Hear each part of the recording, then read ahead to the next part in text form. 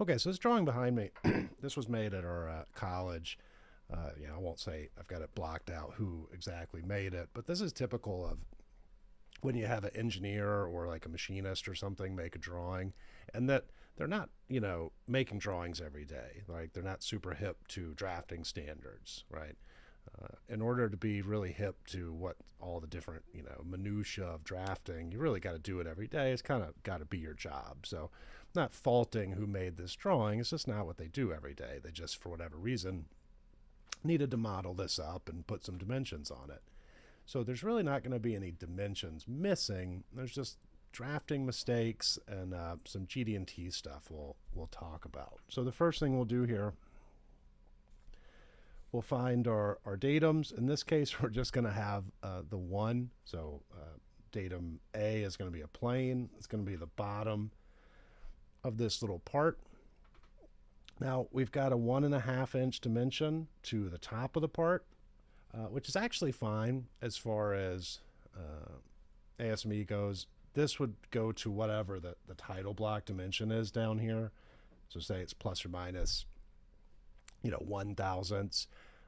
The form of that plane, the datum A would be, datum feature A would be controlled by rule number 1. So that's actually fine.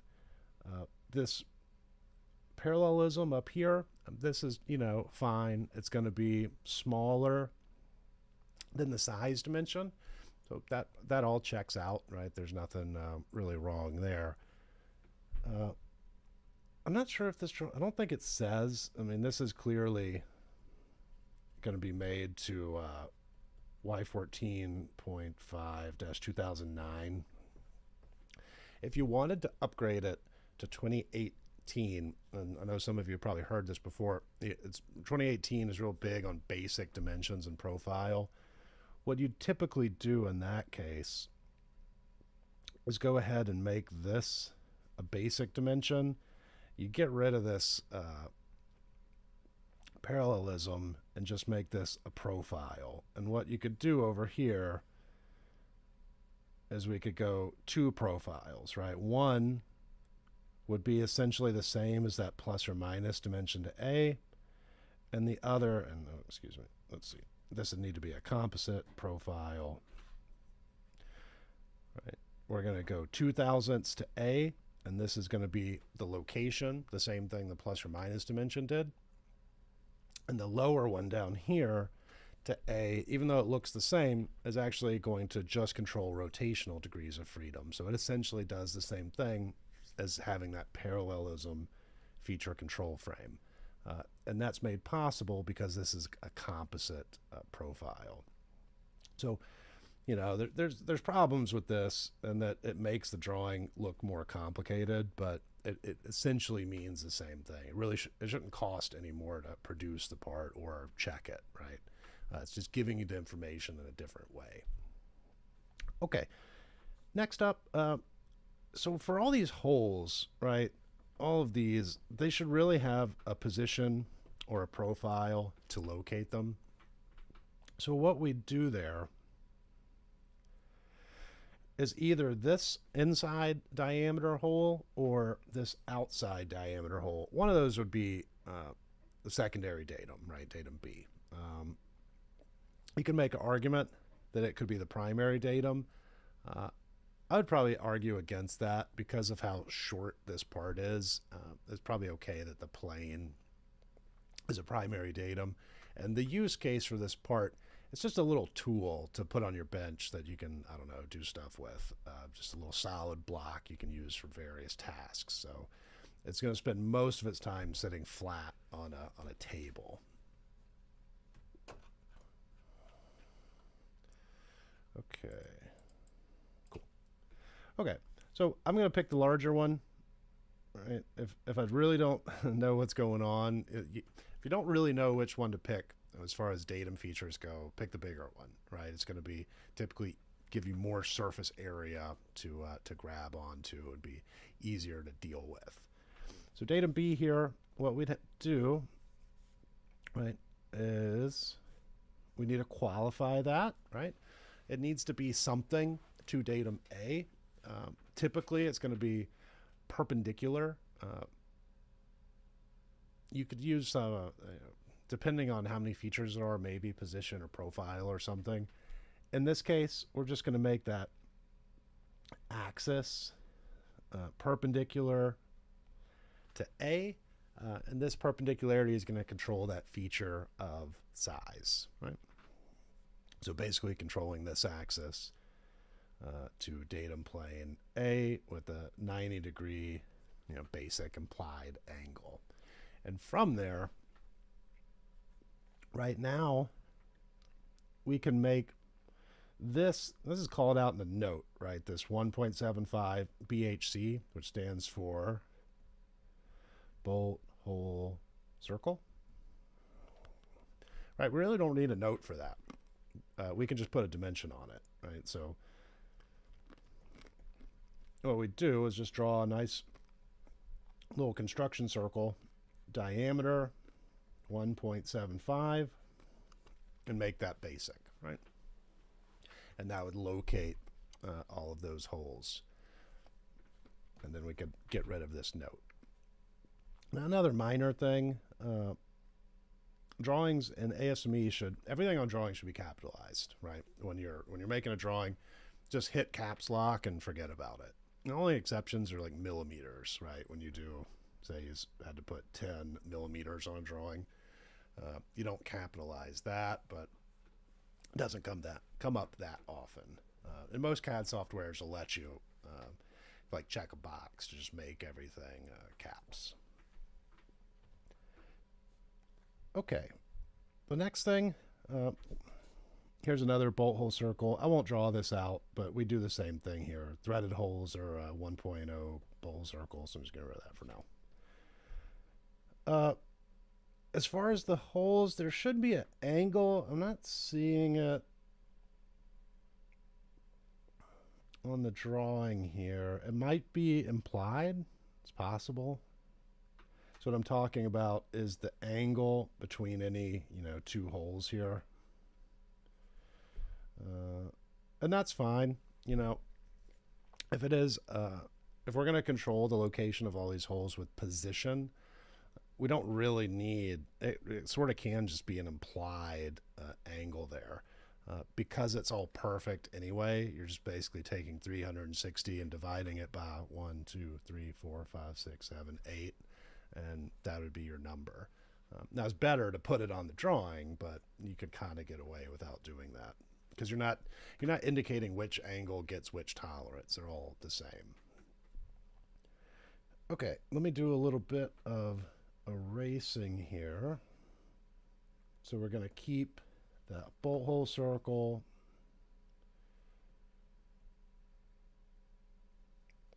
Right, and now each of these holes, actually, this is a much better one to draw it under, would get a position, diameter tolerance zone of something to A and B, or B at maximum material boundary.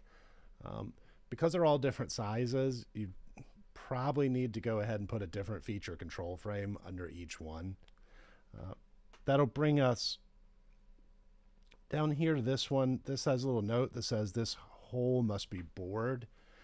That's because it's probably a project or something, and the instructor is trying to indicate to a student to use this process. But as we know, on an ASME drawing, you really shouldn't specify, especially holes, whether they need to be drilled or bored or reamed or whatever.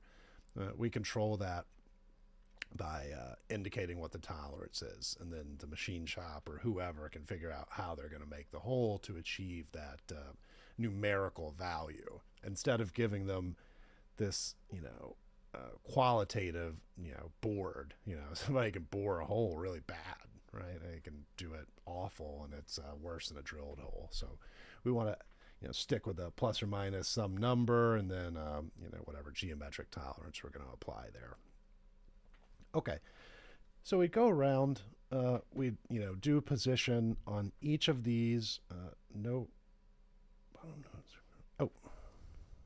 Oh yeah, I'll get that out of the way. Good catch. Question. Here we go. Now we can see those notes. All right. So yeah, since we're looking at the notes now, be sure that the 8.25 holes are aligned with the V groove on the face of the part. And then the top of the part and the two surfaces marked with a finish mark are to be ground. Just, basically means make it good, right? Nice smooth surface. I'm not 100% sure. Be sure that the 8.25-inch holes, so we're talking about these, are aligned with the V groove on the face of the part. Aligned. So I think what the author here is trying to say is these holes that are going through need to be, I don't know, clocked to that V groove, which is fine. But, this is what I always mentioned before. When you use drawing notes, people can take them how they want to, right? I could come up with a couple different things that I think this means. What we'd really like to do in this situation is have a section view, right? Especially if it's a PDF, PDF sizes are basically free. So we'd section it down here and get like a real look at where those holes are, and we could put an angle dimension on them and make that very, very clear exactly what's going on there. So that'd be the big problem I would have with this note. This top note, the finish marks, that's fine. And I think I do have a surface finish expert in the chat here. This, from what I understand, and I'm not a surface finish expert, is not really enough information to go off of, right? You're just putting the check. From what I understand, you need to indicate the cutoff length to really get an accurate, to tell the people what they need to know to actually measure the surface finish for you. So I think this would be, what is he asking for? A 16 with the check, and I want to say the cutoff length goes over here somewhere, but don't quote me. This could probably, I would assume without the cutoff length and all that other information, the author is saying, hey, just do a kind of comparison. They make little gauges with the different surface finishes, and you run your fingernail over it and get pretty close that way. And I'm sure the people in the surface finish industry doing cylinder bores and stuff don't want to hear that, but I think that does happen with surfaces like this. Okay. Oh, and the thing I would say, I would never, this is just a matter of opinion, I guess. I don't like putting the surface finish marks right on the surface. I would like to see this with a nice leader, and then we can put our surface check up here, and then we just have one going to multiple surfaces. I think that, personally, matter of taste, I think that looks a little bit better. What we could also do in this situation, drafting wise, is cut this view down a little bit, like get rid of this extra info. That way you can get closer. You could come in from the bottom and indicate surface finish in this groove if you needed to. You can make things a little bit more clear. You could make this area, what you're interested in here is like this little spot, right? You want to make that as big as possible, and basically ignore all this extra material. So those would be my notes there. As far as the tolerance you'd put on this, I'd go profile. Basically, 7 days a week, I would come in here and let me draw this real big. So we have something like this. Now, I'm really not sure. I'm pretty sure this doesn't matter all that much. It's just the sides that do. So you might come in and say, what am I thinking here? Oh, yeah, duh. You might say from this corner to this corner, right? We got some profile of something. So A and B, and I keep running my stuff into the other stuff, and you'd say from A to B, right? So that profile would control all of this surface. Now, You could get clever if you didn't. Say you wanted the profile to not cover this square, this rectangle in here. You could conceivably mark that out as well. And I know I'm not drawing this. And then say except G to H, right? And that's probably how I would do it. I've seen this profile from here to here thing get kind of out of hand. I think this is the simplest way to do this specific example. This is not in Y14.5, right? But I think it makes enough sense to where somebody can understand what you're trying to do there. I probably wouldn't get too clever here with trying to use angularity to control the angle separately, right? I would just stick with the profile and just leave it there. There's no real reason to control the angle separately. And in this case, where I don't think it matters all that much. Okay, so we got that taken care of. These radial holes, they would just get position as well. Those aren't really too big of a deal. And to the same datum reference frame, that doesn't really matter that much in this case. This one right here, I want to spend a second on this. Well, let me answer a few questions real quick before I get too many of these.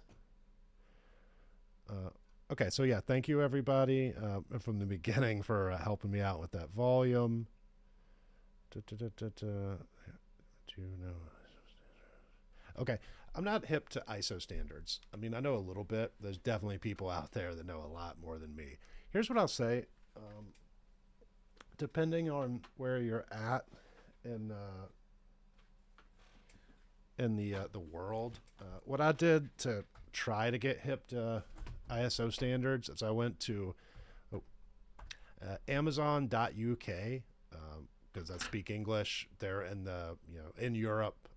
Maybe there's other countries that whatever, but I knew they'd have textbooks that are in English that I can understand that are also in ISO. And what I'm saying is it wouldn't make sense to go to Amazon.Germany or whatever because I don't speak German. It's not going to be super helpful to me.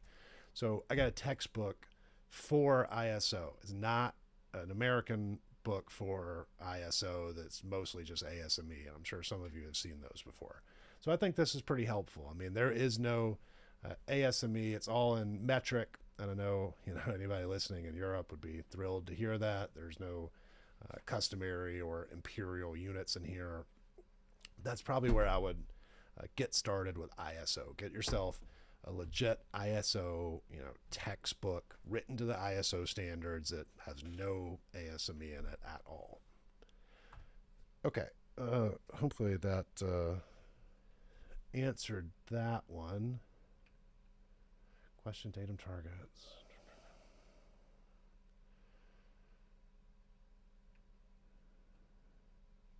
Okay, I'll get to the datum targets question in a little bit. I think I might be able to help with that. And the last one I have here, do you do these live streams often? Yeah, I do them for the past couple weeks, every Monday at 5 o'clock. That seems to work pretty well so far. So we'll see. Maybe I'll expand. I don't know. Okay. Cool. We were chatting about this. Okay, so CAD software is going to spit this out as a radius, right? Because it's not a complete circle. Drafting wise, we want this to be a diameter, right? That's how we're gonna force the CAD program to show as a diameter. That's going to be typical. Another thing, CAD program might guess this. We've got to do a little fancy footwork in our CAD program to force it to show this dimension, right? We want the dimension that's actually measurable. It's much more difficult to measure from the center of this to this edge. Now, it's not impossible. You get a gauge pin in there and sort of do it. But the problem is when you get a gauge pin in there, there's not a lot of room right here to kind of reach that surface. Whereas If you dimension it to this surface over here, you can just get calipers in there and get that dimension straight off. So I think that that works a little bit better there. Okay.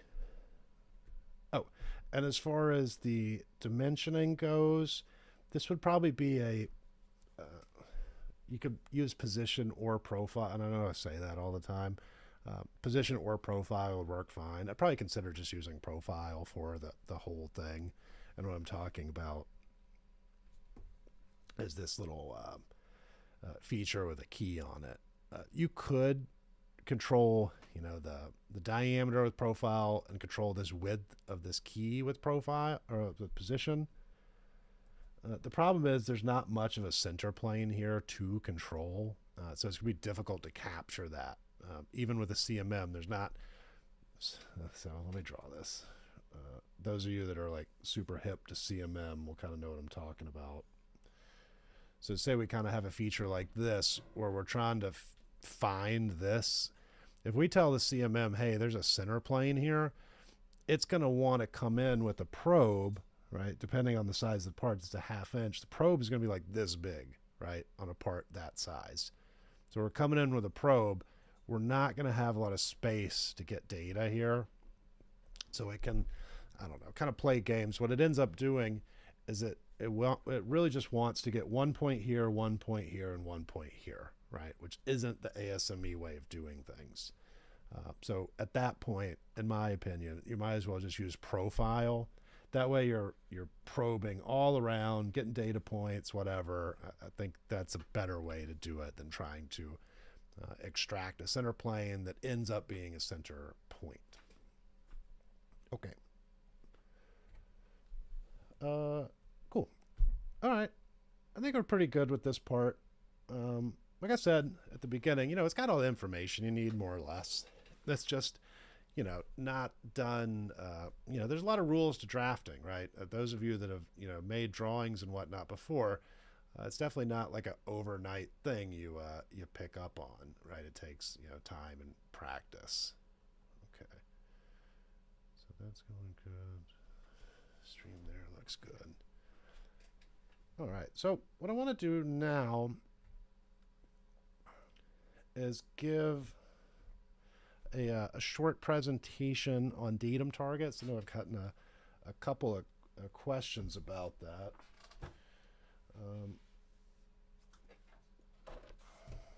So a datum target, right? Some of you may have seen the designation for it, right? It looks like a Pokemon ball. So you'd see this Pokemon ball and it'd be pointed to something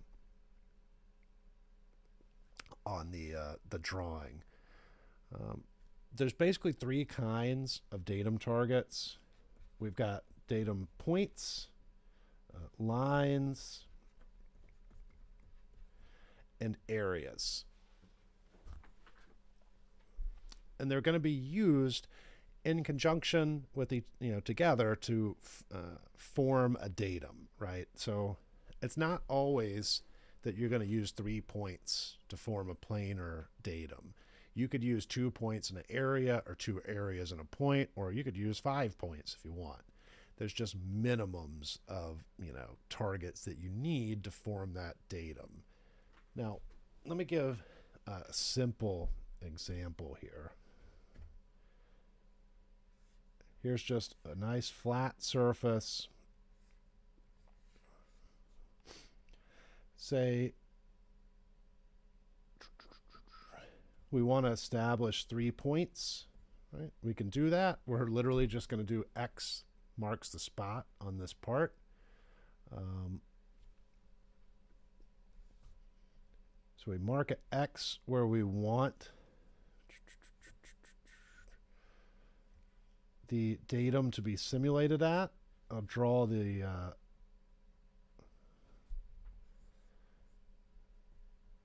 I'm blanking. Datum target symbol is what these Pokemon balls are called. Now, what we do is locate these X's, typically with basic dimensions. Doesn't have to be basic. And I got this wrong in a training I was giving, somebody was like, hey, can we use plus or minus dimensions? I was like, no, of course not. And then subsequently I went and looked it up, and it's like, oh geez, you totally can. I can't remember if it's in Y14.5 or Y14.43, but either one is fine. You're more likely to see datum targets defined with basic dimensions. Okay, so we got these 3 datum targets. I'm going to skip drawing in the basic dimensions, but the idea is when they go to check this part, they're going to have some, that's not a great way to draw it. They're going to have some little fixture, right, with 3 little things that come out of the table, right? And they're going to lay the part, and it's probably easiest just to kind of show you what I mean here.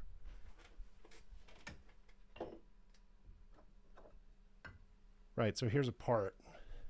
Here's 3, right, points. We put the part on the 3 points, right? I know it's kind of silly, but that's essentially what I'm kind of trying to draw over here.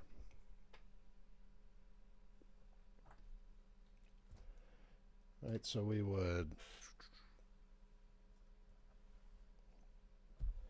there we go. So we take our part, we put it on the 3 points, and then datum A is essentially simulated. Same thing as when we put, datum A, say it was just a regular, one of these guys, right? We just called it out as a plane. We just put it on a table. The difference between this, putting it on pens, or, when a minute ago I showed you with my fingers, when you simulate the whole plane, right, you put it on the table, the points automatically get sorted, right? So the part is going to sit on its highest points, right? There's a minimum of 3, but it doesn't mean it's 3. It could be 100, whatever it needs. When you use datum targets, you are specifying the points, right? So there's more chances for wacky stuff to happen, but with some parts it makes total sense. So where you see these a lot, or like injection molded plastic and castings and things with rough, uneven surface finishes, where if you put it on a table, you don't know what you're going to get, right? The thing can rock around. If you put it on 3 points, just like a 3-legged stool, right, it's not going anywhere, right? So at least you get a part that is not going to move on you when you try to measure it. Now, I know I've gotten this question before. It's a super good question, and hopefully I can answer it here. So I think the gist of it, somebody asked me, well, I've got datum targets, but like the designer, put like a flatness on it, right? So I got like this flatness, and I got these datum targets. So like, what do, right?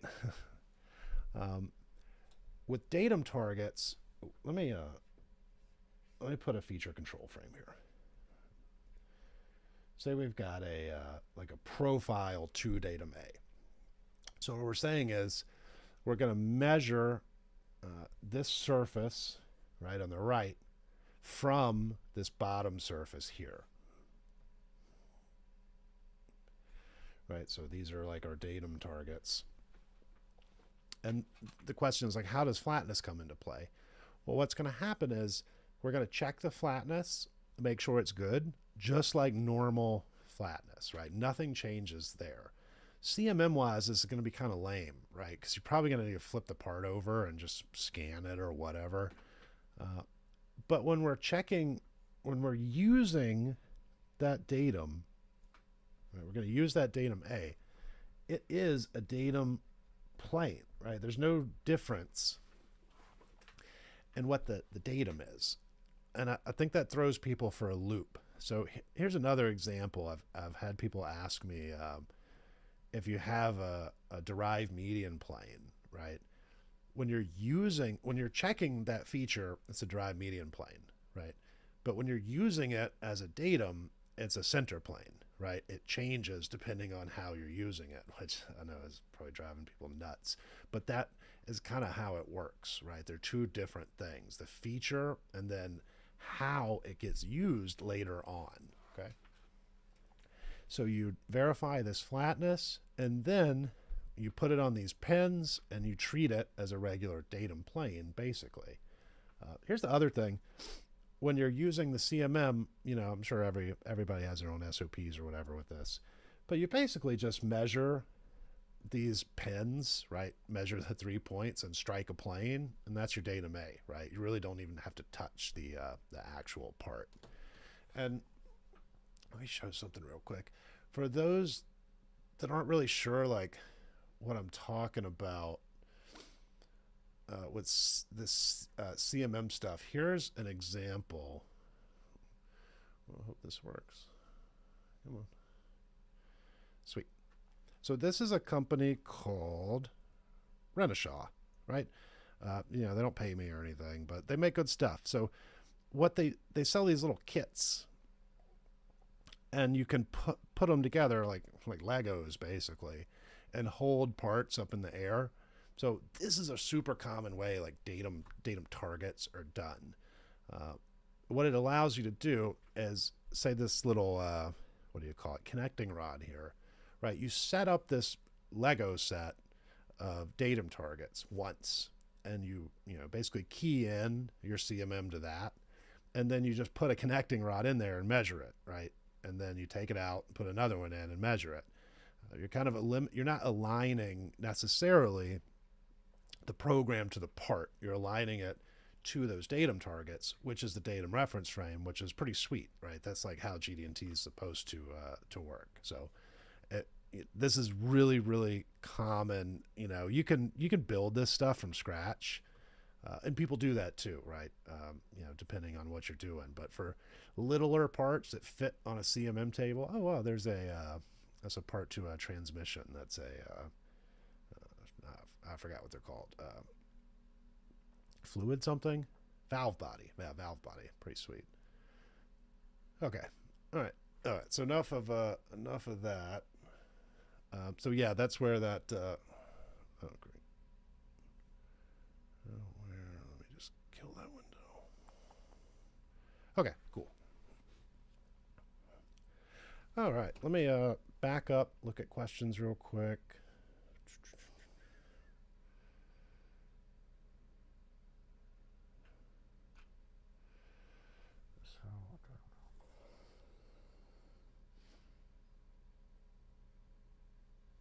Okay, so I'm getting a question about CMM and datum reference frames. Okay, CMMs are weird, and here's an example right here. So I've got a profile. Well, let me give you another example.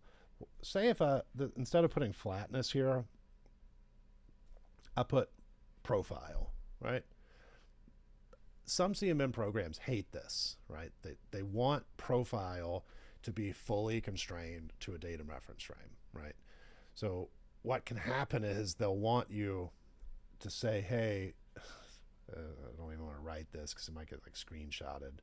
Let me write this. Wrong, right? Wrong.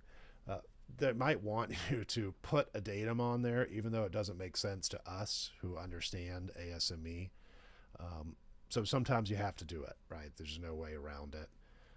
Here's another example. You know, this profile is locating, well, say there's like a basic dimension in here. This profile is locating that surface. It doesn't matter because they're parallel. It doesn't matter if it's A or A, B, and C. They mean the same thing. So what I mean is, say this is datum B and this is datum C. For all possible purposes I can think of, right? So, you know, logically, they mean the same thing, right? Because B and C don't affect the parallelism or the location of those two surfaces to each other. So I know in Calypso, sometimes you have to do those shenanigans. Sometimes, I think Calypso, you can add the same datum twice.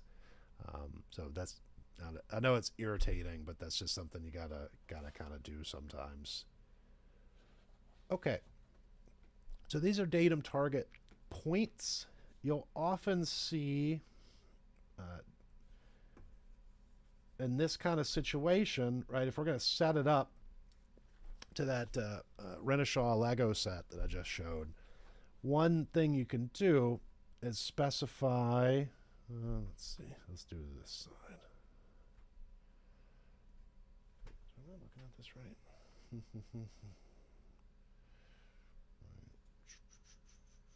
Yeah, okay. So let's make up datum target lines, B2, B1. Datum target lines are tricky to read because they can be shown on one or two views. So in this view right here, I would need another view to show what I'm trying to do. Right? So right here, B1 and B2 look like datum target points. And without any other information, you'd have to assume that. The thing is, it's tricky to have datum target points like this because you need to specify them. Let me see if I can try to draw. You need to specify them in the Z and the X and the Y. Well, no, not the Y. You need to specify them. Okay, let's draw this out. In the Y and the Z, right? Whereas if we flip these right over and essentially just use pins like this, right? So we're just going to push this part up against pins. They only need to be located in the Y direction, right? Not the X. So it makes things much, much simpler. So the way we'll specify that is on the other side of the drawing here. We'll use phantom lines. And I drew those phantom lines wrong. Right, 1, 2, 1, 2. Right. Phantom lines. And you almost always, I'll draw it this way because this is how you're going to see it most of the time. Right, we'd say B2 and B1, right? And that lets you know those are datum target lines. You could conceivably get rid of the one on the front view here, these. I'll put them in there because that's what's in ASME Y14.5. So that's the way a lot of people are going to make drawings. So that's why they're kind of like repeated, or they look like they're repeated. But that's just going to indicate we're going to push up against two pins. If you recall the 3, 2, 1, kind of rule, we're going 3 with datum A, 2 with datum B, and then 3 with datum C. Or I'm sorry, 1 with datum C. So what we would do on the last one, kind of same idea. I would need another view for datum C, but basically the same idea. And then you could build this on your CMM machine or whatever, and register off of the datum targets and just, check parts all day. Okay. Datum target areas. That kit I just showed you, right? A lot of the parts look like this, right? They're going to be like a cylinder that threads into the table, and I'll have a threaded hole so you can kind of stack them on top of each other. They're all going to have a diameter of something. I think, like 1/2 inch or 3/4 inch, something. It can be convenient to just put the part right on those things, right? And all this could be custom built, and that's fine. But with these particular things, if I know I've got these pins, right, I can just screw into the table, right, and then put my part on top of. Those aren't going to be points, right? I'd need the drawing to specify those as areas. So what we do here,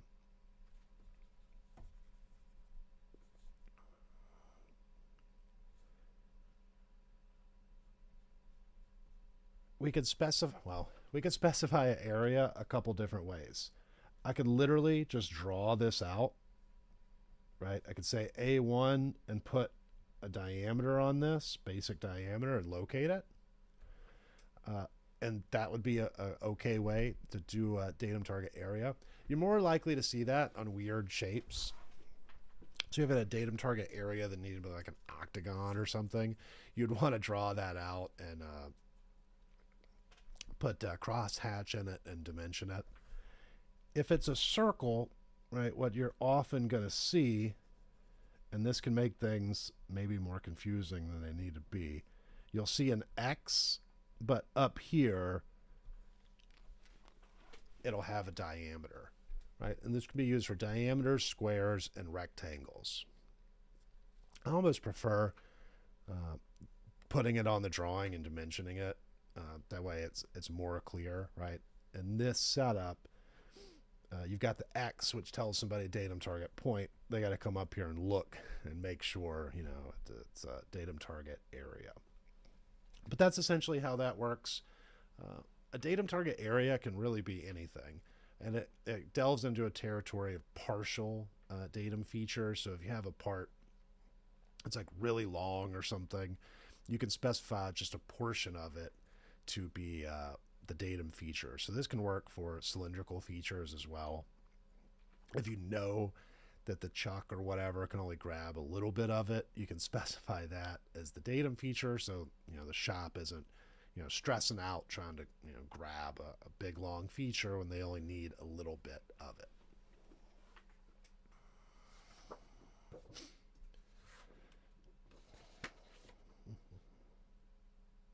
Cool. So yeah, with the datum targets, I'll make a pre-recorded video that's all edited and stuff to release on that topic at some point. So what I'm going to do now is just open up for questions. I was planning to go about 45 minutes. I could go a little bit longer. Let me run through anything. So one question, do you keep these live streams public? And is there a good place to practice some of this stuff? Just started learning this on my own, and I've only watched like 2 videos. What is your luck? Because there's like 150 videos that I have, and then, you know, there's other people out there who have made videos as well. I recommend check out the previous 2 live streams. I think I talked about a bunch of different books.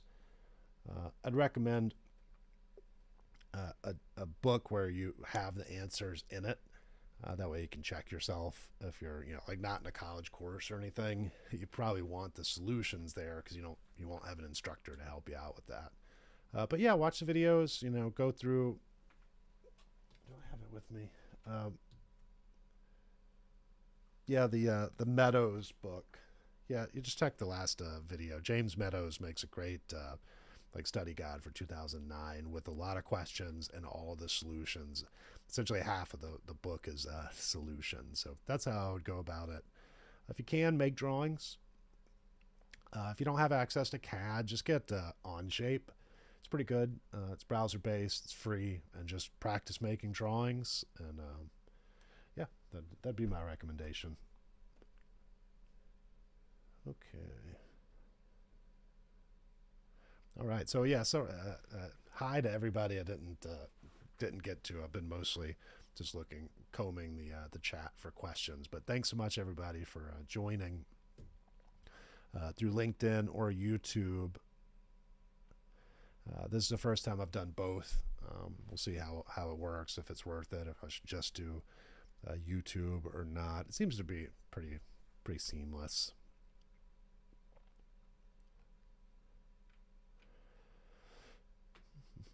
Let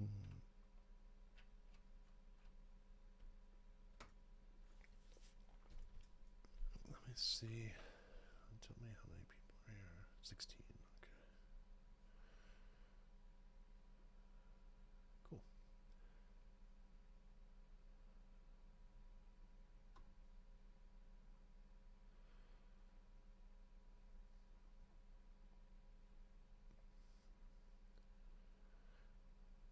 Okay.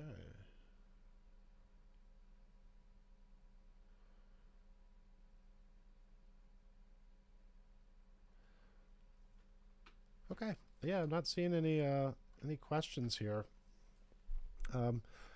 If you have anything for the next one, you think of something, you can just shoot me an email.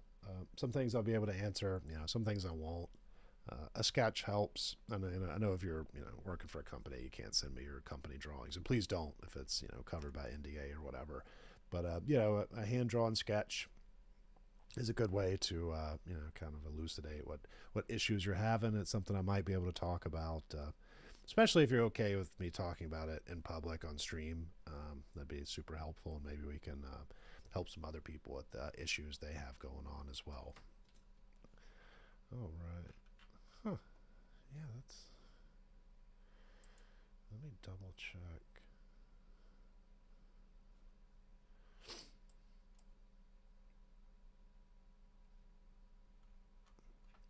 So here's a stream here.